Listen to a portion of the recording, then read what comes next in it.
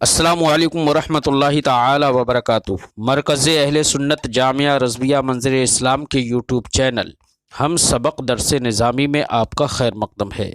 پیارے بچوں، جنہوں نے اب تک ہمارے چینل کو سبسکرائب نہیں کیا ہے وہ ضرور سبسکرائب کر لیں اور بیل آئیکن یعنی گھنٹی بھی بجا دیں تاکہ ہر ویڈیو کی نوٹیفیکیشن اطلاع اپلوڈ کرتے ہی آپ تک پہنچ جائے، اور اپنے ساتھیوں سے بھی شیئر کریں۔ شیئر کرنا نہ بھولیں تاکہ ان کو بھی فائدہ حاصل کرنے کا موقع ملے، اور بات پسند آئے تو لائک بھی کیا کریں اور اپنے قلبی تأثر کو ضرور کمنٹ کر کے بتائیں۔ بسم اللہ الرحمن الرحیم۔ باب فضل العلم، اے ھذا باب فضل العلم، مبتدا محذوف ہے، معنی ہوگا یہ باب ہے علم کی فضیلت کے بیان میں۔ دونوں بابوں میں مناسبت اس سے پہلے جو باب ہے اور یہ جو باب ہے، دونوں بابوں میں مناسبت اس طرح سے ہے کہ دونوں بابوں میں علم کا ذکر ہے۔ پہلے باب میں رفع علم کا بیان اور اس باب میں فضیلت علم کا بیان ہے۔ امام بخاری علیہ رحمت و رضوان نے اس باب کو کتاب العلم میں پیش کیا، تو کتاب العلم سے اس باب کی مناسبت بھی بالکل ظاہر ہے۔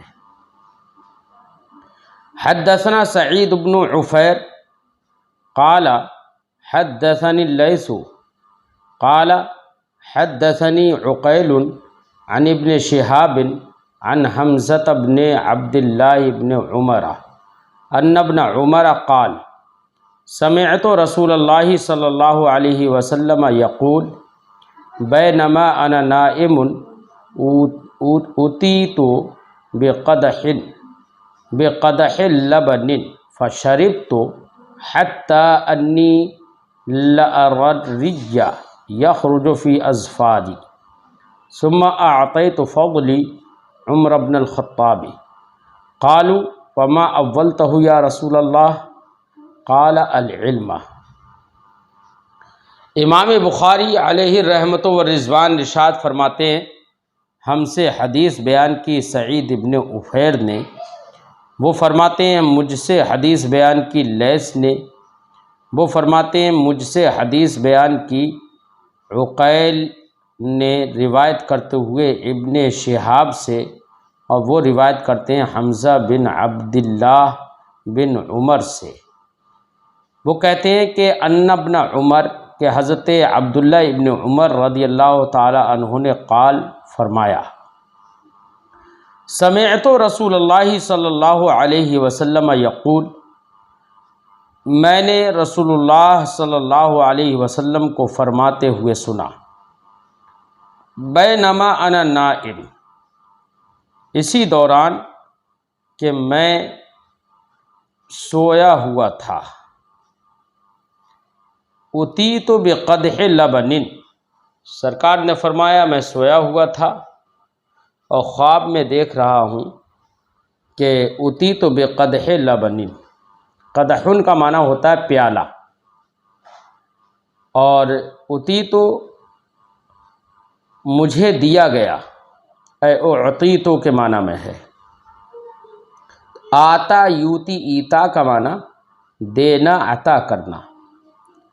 سرکار فرماتے ہیں کہ میں سو رہا تھا، اسی دوران مجھے دودھ کا پیالہ دیا گیا، فشربت، تو میں نے اس دودھ کو پیا، حتی انی لأری الرج، الرج یہ رویہ یروا رجن باب سمعہ سے، اس کا معنی ہوتا ہے سیراب کرنا، یا الرج اس کا معنی سیرابی۔ حتی، سرکار نے فرمایا میں نے دودھ پیا، حتی انی لأری الرج، یہاں تک کہ میں نے دیکھا کہ تازگی، یخرج من اظفاری، میرے ناخنوں سے، ظفرن کی جمع اظفار ہے، ظفرن کا معنی ناخن ہوتا ہے، تو میں نے دیکھا کہ سیرابی میرے ناخنوں سے نکل رہی ہے۔ ثم اعطیت فضلی عمر بن الخطاب، پھر میں نے خواب میں دیکھا کہ میں نے اپنا بچا ہوا دودھ، فضل کا معنی ہوتا بچا ہوا، پھر میں نے دیکھا کہ میں نے اپنا بچا ہوا دودھ عمر بن خطاب رضی اللہ تعالی عنہ کو دے دیا۔ قالو، صحابہ کرام نے عرض کی، فما اولتہ یا رسول اللہ، اولا یؤول تعویل، اس کا معنی تعویل کرنا، اور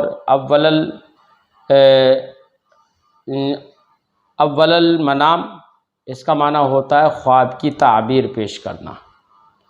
فما اولتہ یا رسول اللہ، صحابہ کرام نے عرض کی، یا رسول اللہ آپ نے اس کی کیا تعبیر بیان فرمائی، اس کی کیا تعویل ہے؟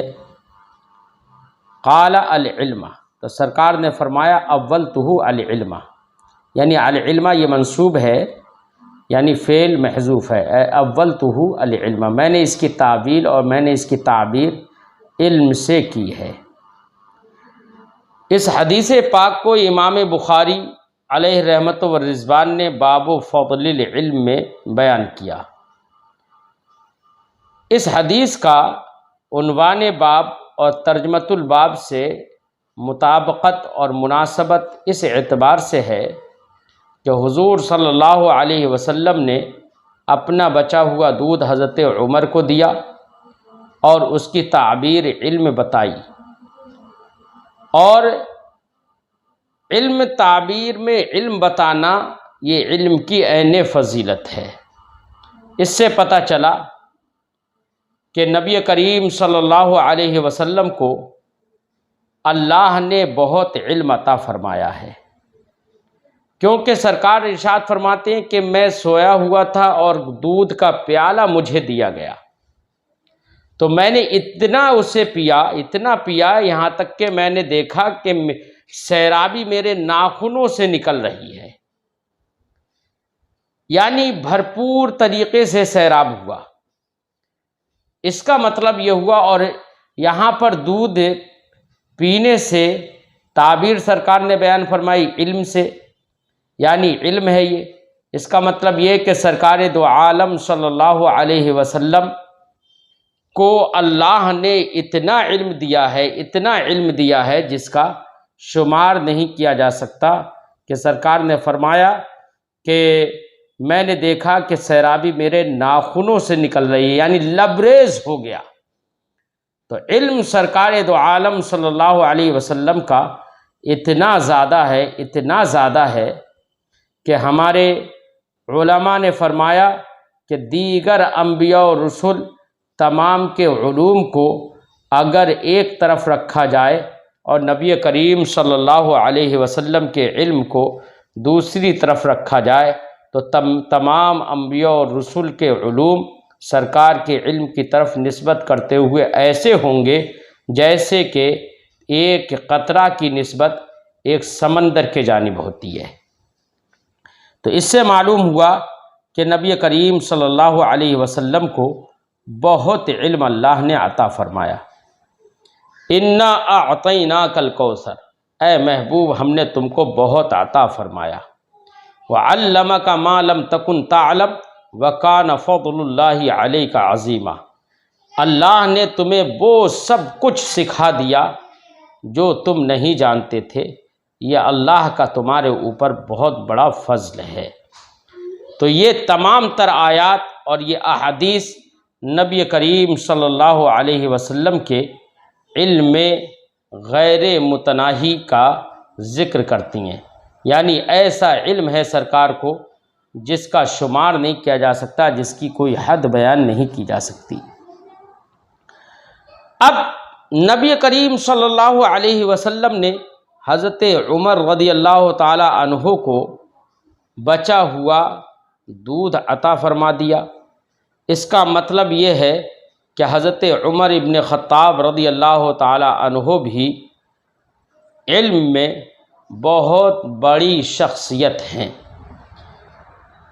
یہاں پر ہمارے کچھ ائمہ کرام نے ارشاد فرمایا کہ سرکار دو عالم صلی اللہ علیہ وسلم نے خواب میں دیکھا کہ میں دودھ کا پیالہ پی رہا ہوں، دودھ کا پیالہ مجھے دیا گیا اور اس کو میں نے پیا، اور اس دودھ کی تعبیر سرکار دو عالم صلی اللہ علیہ وسلم نے علم سے کی۔ اس کا مطلب یہ ہے کہ خواب میں دودھ دیکھنا سنت اور فطرت اور علم کی دلیل ہے، اس لیے کہ سب سے پہلے بچے کو دنیا کی غذا میں دودھ دیا جاتا ہے اور اسی سے بچے کی زندگی متعلق ہوتی ہے۔ اسی طریقے سے جس طریقے سے دودھ ہماری زندگی اور ہماری صحت اور ہمارے جسم کے لیے نہایت مفید ہے اور ہماری زندگی کی تازگی کا تعلق دودھ سے ہے، اسی طریقے سے ہمارے دلوں کی تازگی کا تعلق علم سے ہے۔ اس معنی کر نبی کریم صلی اللہ علیہ وسلم نے دودھ کی تعبیر علم سے فرمائی۔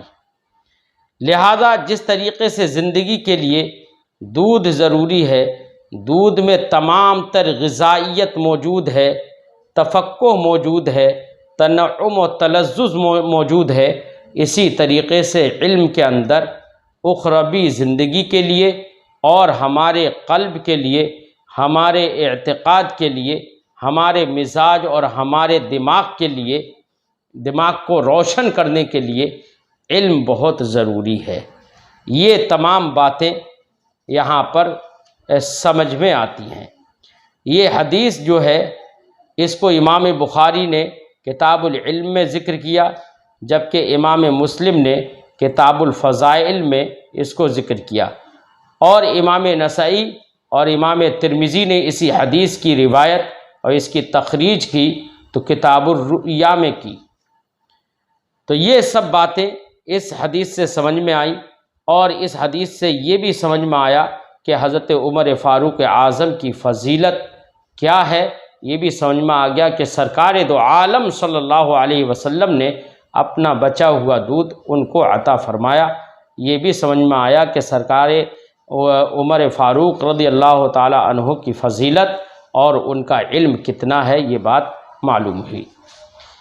اور اس حدیث پاک سے یہ بھی سمجھ میں آیا کہ خواب کی تعبیر بیان کرنا یہ جائز ہے، کیونکہ صحابہ کرام نے عرض کیا رسول اللہ آپ نے اس کی تعبیر کیا بیان فرمائی؟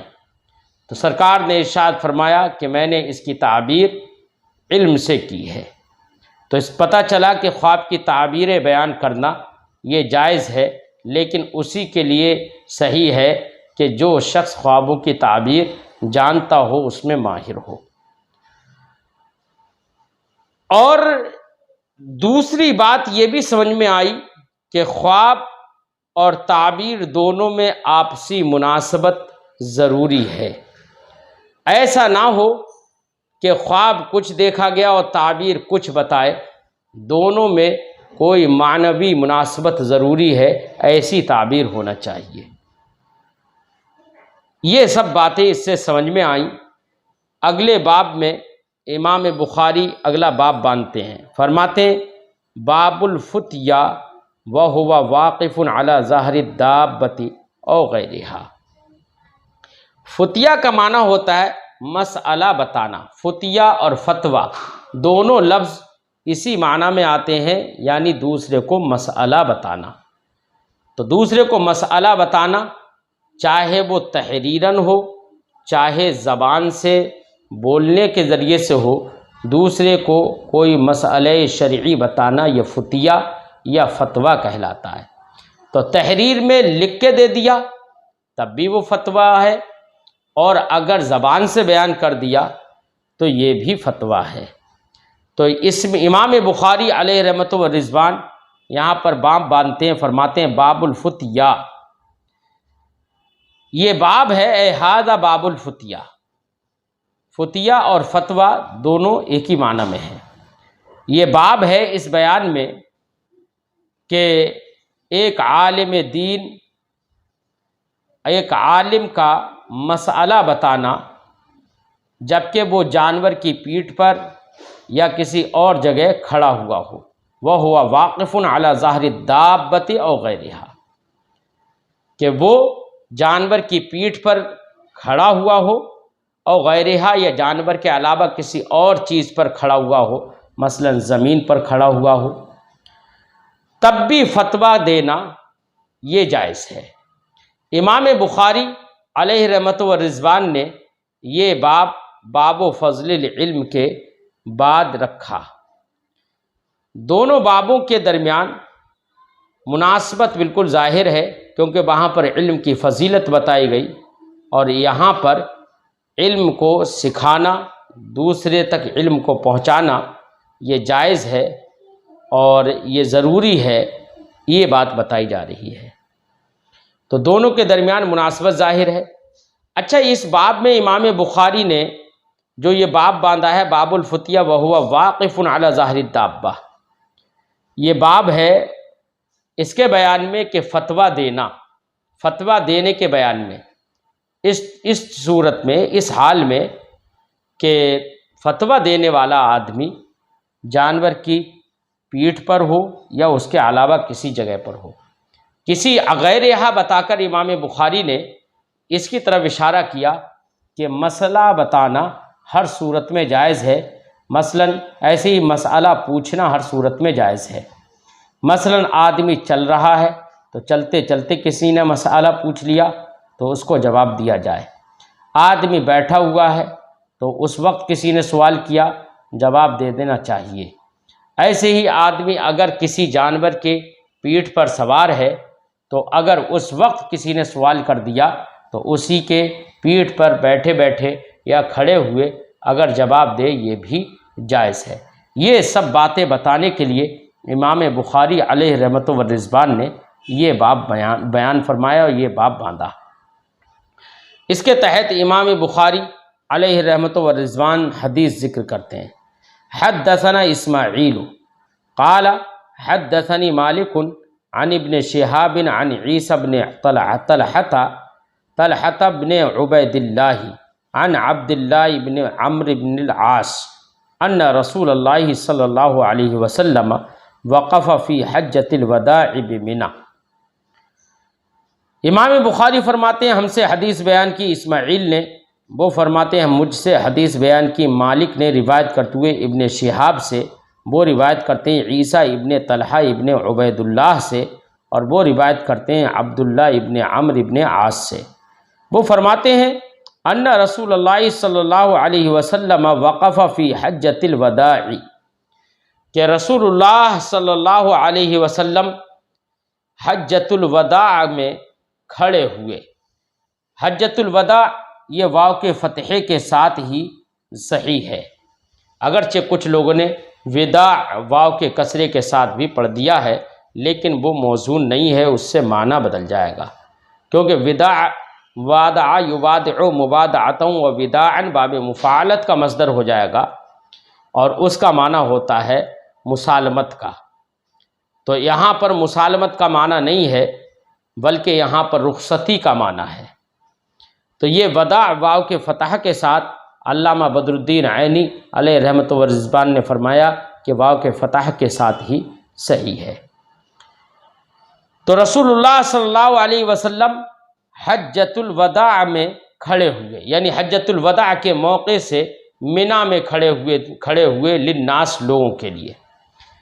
حجۃ الوداع یعنی اب وہ حج جس میں لوگوں کو رخصت کرنا ہو، یعنی یہ نبی کریم صلی اللہ علیہ وسلم کا آخری حج تھا، جس میں نبی کریم صلی اللہ علیہ وسلم نے لوگوں کو منی میں کھڑے ہو کر اور خطاب فرمایا، لوگوں کو باتیں بتائی۔ تو چونکہ نبی کریم صلی اللہ علیہ وسلم یہاں پر لوگوں کو اپنے سے رخصت کر رہے تھے، یا یہ کہو کہ لوگوں سے اپنے آپ کو رخصت کر رہے تھے، چونکہ یہ آخری حج تھا سرکار کا، اس لیے اس کو حجۃ الوداع کہا جاتا ہے۔ وقف فی حجۃ الوداع بمنی للناس، رسول اللہ صلی اللہ علیہ وسلم حجۃ الوداع کے موقع پر منی میں لوگوں کے لیے کھڑے ہوئے۔ منی یہ ایک جگہ کا نام ہے جو مکہ مکرمہ سے کچھ دوری پر ہے، اور یہ وہ جگہ ہے جہاں پر حاجی لوگ جانوروں کو قربان کرتے ہیں۔ جمرات پر کنکریاں ماری جاتی ہیں۔ یہ منا جو ہے یہ منصرف ہے، یہ غیر منصرف نہیں ہے۔ تو نبی کریم صلی اللہ علیہ وسلم نے لوگوں کے لیے، سرکار دو عالم صلی اللہ علیہ وسلم لوگوں کے لیے حجۃ الوداع میں منا کے اندر کھڑے ہوئے، یسألونہ، اس حال میں کہ لوگ سرکار دو عالم صلی اللہ علیہ وسلم سے پوچھ رہے تھے، سوال کر رہے تھے۔ تو یہاں پر یہ اسی جملے سے تعلق ہو گیا اور ترجمۃ الباب سے اور عنوان باب سے، کیونکہ عنوان باب میں یہ تھا وَهُوَ واقف۔ اب واقف علی ظہر الدابہ ہو یا زمین وغیرہ کسی اور جگہ پر کھڑا ہوا ہو، یہ امام بخاری نے ترجمۃ الباب میں کہا تھا، اور یہاں پر یہ جملے سے معلوم ہوا کہ سرکار دو عالم صلی اللہ علیہ وسلم حجۃ الوداع کے موقع سے منا کے اندر تشریف فرما ہوئے کھڑے ہوئے لوگوں کے لیے۔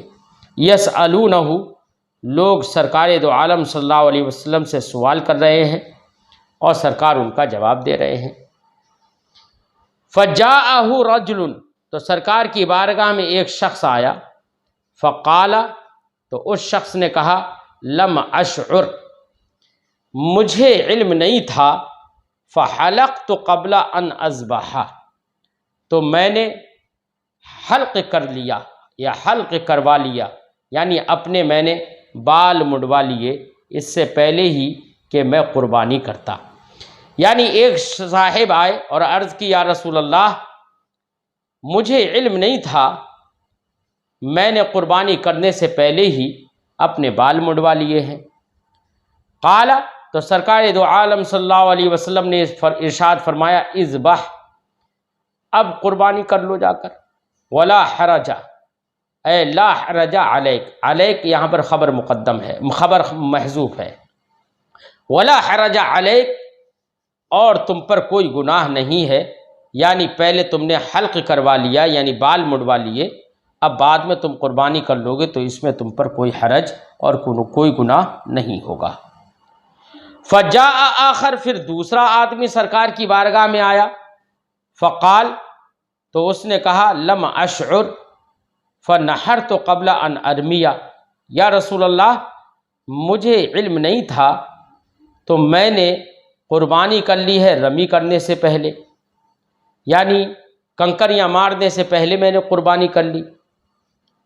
قال، تو سرکار نے ارشاد فرمایا، ارمی، اب کنکریاں مار لو، ولا حرج، اور جو تم نے تقدیم کر دی اور تاخیر کر دی، فرماتے ہیں سرکار، ولا حرج، اے ولا حرج علیک، یعنی تمہارے اوپر کوئی گناہ نہیں ہے۔ قال، راوی فرماتے ہیں، فما سئل النبی صلی اللہ علیہ وسلم عن شیء قدم ولا اخر الا قال افعل ولا حرج۔ راوی فرماتے ہیں، یعنی عمرو بن عاص فرماتے ہیں کہ نبی کریم صلی اللہ علیہ وسلم سے کسی چیز کے بارے میں سوال نہیں کیا گیا جو چیز جس کو مقدم کر دیا گیا ہو، اور نہ ہی کسی ایسی چیز کے بارے میں سوال کیا گیا جس کو مؤخر کر دیا گیا ہو، الا قال، مگر یہ کہ سرکار نے اس کے جواب میں فرمایا، افعل، تم اس کو اب انجام دے لو، ولا حرج، اور اس میں کوئی گناہ نہیں ہے۔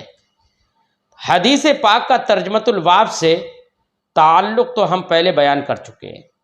اب اس حدیث پاک سے آپ کے ذہن میں یہ بات آ گئی ہوگی کہ اس حدیث پاک میں سرکار دو عالم صلی اللہ علیہ وسلم نے ان لوگوں کو احکام کے انجام دینے کا حکم دے دیا۔ اگر کسی نے تقدیم کر دی، کسی نے تاخیر کر دی، کسی حکم کو مقدم کر دیا، کسی کو مؤخر کر دیا، تو سرکار نے فرمایا، اب جس کو تم نے مؤخر کر دیا اس کو اب کر لو، اور تم پر کوئی گناہ نہیں ہے۔ اسی حدیث کی بنا پر امام شافعی رضی اللہ تعالی عنہ فرماتے ہیں، یہاں پر میں ایک بات ذکر کر دوں، 10ویں ذی الحجہ کی صبح جب مزدلفہ سے منا واپس آتے ہیں حجاج کرام تو بالترتیب 3 کام کیے جاتے ہیں۔ سب سے پہلے جمرہ پر کنکریاں ماری جاتی ہیں، پھر کنکریاں مارنے کے بعد حج کی قربانی کی جاتی ہے، اور پھر تیسرے نمبر پر سر کے بال مڑوائے جاتے ہیں یا ترشوائے جاتے ہیں۔ تو یہ 3 کام حجاج کرام بالترتیب کرتے ہیں، اور یہ ترتیب کے ساتھ کرنا امام اعظم رضی اللہ تعالی عنہ کے نزدیک واجب ہے۔ لہذا اگر کسی شخص نے جمرہ پر یعنی کنکریاں مارنے سے پہلے کسی نے قربانی کر دی، یا کسی نے سر مڑوا دیے، یا حج کرنے سے پہلے اس نے سر مڑوا لیا، یا کنکریاں مارنے سے پہلے سر مڑوا لیا، تو اگر ترتیب یہ بدلی تو امام اعظم کے نزدیک چونکہ ان تینوں امور میں ترتیب واجب ہے، لہذا ترتیب بدلنے پر امام اعظم رضی اللہ تعالی عنہ فرماتے ہیں کہ ایسے شخص پر دم واجب ہو جائے گا۔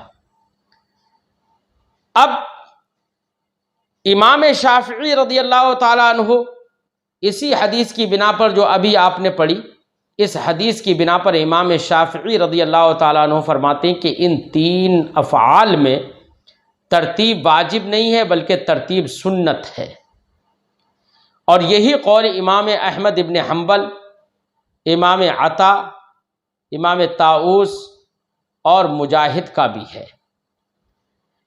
یہ تمام حضرات اسی حدیث سے استدلال کرتے ہیں کہ تقدیم و تاخیر ان افعال میں اگر ہو گئی تو تقدیم و تاخیر کرنے پر کوئی گناہ نہیں ہے، اور نہ ہی اس پر کوئی دم واجب ہوگا۔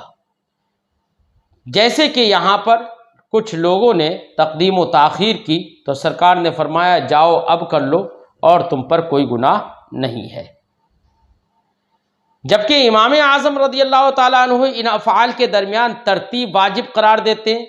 امام اعظم فرماتے ہیں سب سے پہلے کنکریاں مارے گا، پھر اس کے بعد قربانی کرے گا، پھر اس کے بعد اپنے سر کے بال مڑوائے گا یا کٹوائے گا۔ یہ ترتیب احناف کے نزدیک واجب ہے۔ احناف کی دلیل وہ حدیث پاک ہے جس کی روایت حضرت عبداللہ ابن عباس نے کی۔ حضرت عبداللہ ابن عباس نے فرمایا من قدم شیئا من حجہ او اخرہ فلیحرق لذالک دما، کہ جس شخص نے حج میں سے یعنی جو حج کے افعال ہیں ان میں سے کسی کو مقدم کر دیا یا کسی کو مؤخر کر دیا، فلیحرق لذالک دما، تو چاہیے کہ وہ اس کے لیے دم دے، یعنی ایک الگ سے جانور ذبح کرے اس کی پورتی کے لیے۔ یہ دلیل امام اعظم رضی اللہ تعالی عنہ کی ہے کہ اس میں حضرت عبداللہ ابن عباس نے صاف لفظوں میں فرمایا کہ جس نے تقدیم و تاخیر کی ان افعال میں تو وہ دم دے گا۔ دم دینا یہ اس بات کی دلیل ہے کہ ان افعال میں ترتیب واجب ہے۔ اگر واجب نہیں ہوتی تو حضرت عبداللہ ابن عباس رضی اللہ تعالی عنہ یہ نہیں فرماتے کہ تقدیم و تاخیر کی صورت میں دم دینا ضروری ہے، وہ دم دے، یہ نہیں فرماتے۔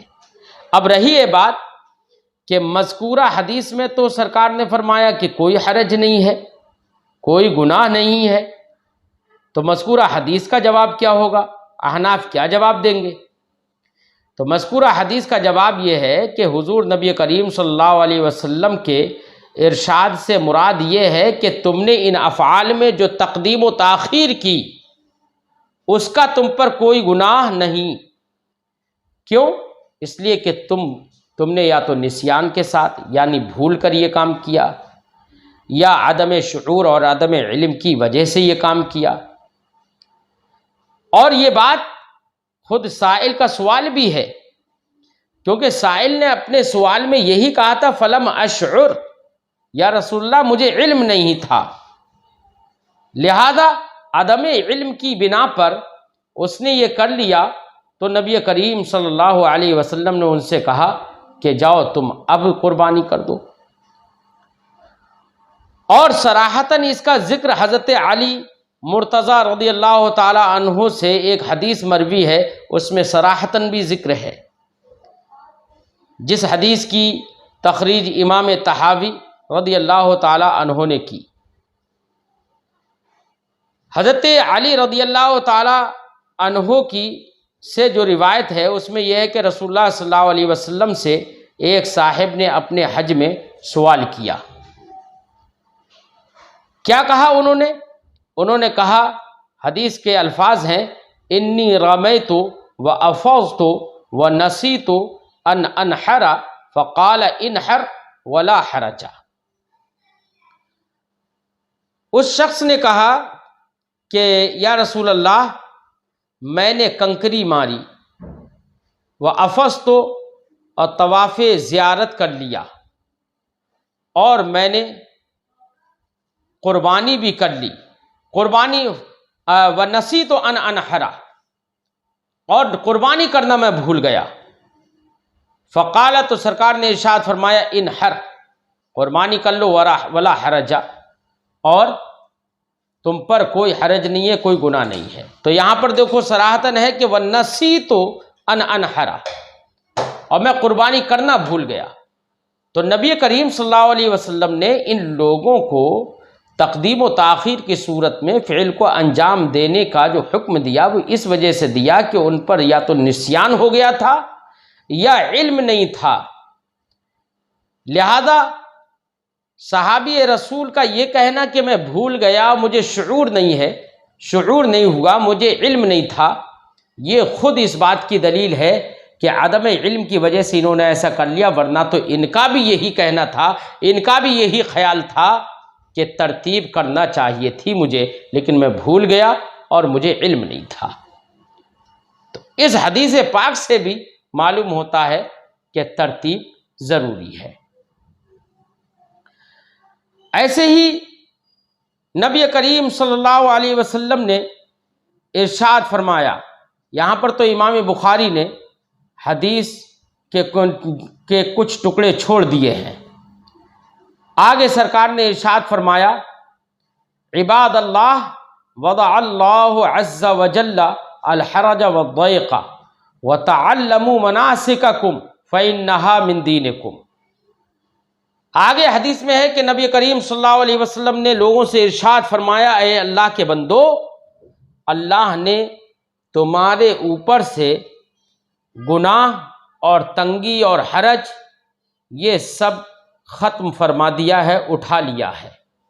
وَتَعَلَّمُوا مَنَاسِكَكُمْ، تم اپنے مناسک حج سیکھو، فَإِنَّهَا مِن دِينِكُمْ، کیونکہ مناسک حج تمہارے دین سے ہیں، تمہارے دین کا حصہ ہیں۔